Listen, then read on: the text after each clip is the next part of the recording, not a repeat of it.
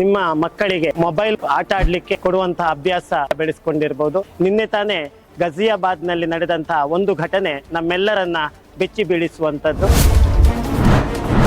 Mobile ಗೇಮಿಗೆ ಬಲಿ ಬಿದ್ದು ಒಂದೇ ಕುಟುಂಬದ 3 ಮಕ್ಕಳು ಆತ್ಮಹತ್ಯೆ ಮಾಡಿಕೊಳ್ಳುವಂತೆ ಆ ಗೇಮ್ ಅವರನ್ನು ಪ್ರಚೋದಿಸುತ್ತದೆ. ಮೊಬೈಲ್ ನಲ್ಲಿ ಬೇಕಾದದ್ದು ಬೇಡಾದದ್ದು ಎಲ್ಲವೂ ಸಿಗ್ತದೆ. ನಾವು ಮೊಬೈಲ್ ಬಳಕೆಯನ್ನ ಸರಿಯಾಗಿ ಸಮರ್ಪಕವಾಗಿ ಮಾಡ್ಕೊಳ್ಬೇಕಾಗ್ತದೆ. ಸಸ್ಪೆನ್ಸ್ ಆಗಿ ಇದನ್ನು ಆಟ ಆಡ್ತಾ ಕೊನೆಗೊಂದು ದಿನ ಅದಕ್ಕೆ ಚಟಕ್ಕೆ ಬಲಿ ಬೀಳ್ತಾರೆ. ಆದ್ರೆ ಪೋಷಕರ ಗಮನಕ್ಕೆ ಇದು ಬರುವುದೇ ನಿಮ್ಮ ಎದುರು ಕೂತು ಮೊಬೈಲ್ ಅನ್ನು ಬಳಕೆ ಮಾಡುವಾಗಿರ್ಬೇಕು. ಏನೆಲ್ಲ ಸರ್ಚ್ ಮಾಡಿದ್ದಾರೆ, ಯಾವ ಒಂದು ಸೈಟ್ ಅನ್ನು ಅವರು ಓಪನ್ ಮಾಡ್ತಾ ಇದ್ದಾರೆ, ಇದೆಲ್ಲವೂ ಪೋಷಕರಾದ ನಾವು ಗಮನ ಇಟ್ಕೊಳ್ಬೇಕಾಗ್ತದೆ. ಈ ತಂತ್ರಜ್ಞಾನ ಎಂಬುದು ನಮ್ಮ ಸಮಯ ವ್ಯರ್ಥಕ್ಕಿರುವುದಲ್ಲ, ನಮ್ಮ ಸಮಯವನ್ನು ಸದುಪಯೋಗ ಮಾಡಿಸಿಕೊಂಡು ಒಳ್ಳೆಯ ಒಂದು ಜ್ಞಾನ ಪಡಿಲಿಕ್ಕಿರುವಂತದ್ದೆಂಬುದು ನಮ್ಗೆ ಗೊತ್ತಿರಬೇಕು. ಮಕ್ಕಳು ಮೊಬೈಲ್ ಗೇಮ್ ಅಲ್ಲಿ ಸ್ಟ್ರಾಂಗ್ ಇರ್ತಾರೆ, ಆದ್ರೆ ಪ್ಲೇ ಗ್ರೌಂಡ್ ಗೇಮ್ ಅಲ್ಲಿ ಇರುವುದಿಲ್ಲ. ಅವಶ್ಯಕವಾದಂತಹ ಪ್ರೀತಿ ಸಿಗ್ತಾ ಇಲ್ಲ. ಪೋಷಕರೆಲ್ಲರೂ ಬ್ಯುಸಿ ಆಗಿರ್ತಾರೆ. ನಮ್ಮಲ್ಲೇ ಪರಿಶುದ್ಧತೆ ಇಲ್ಲದಾದಲ್ಲಿ ನಾವು ಮಗುವಿಗೆ ಪ್ರಶ್ನೆ ಮಾಡುವಂತ ಅಧಿಕಾರವನ್ನು ಕಳ್ಕೊಳ್ತೇವೆ.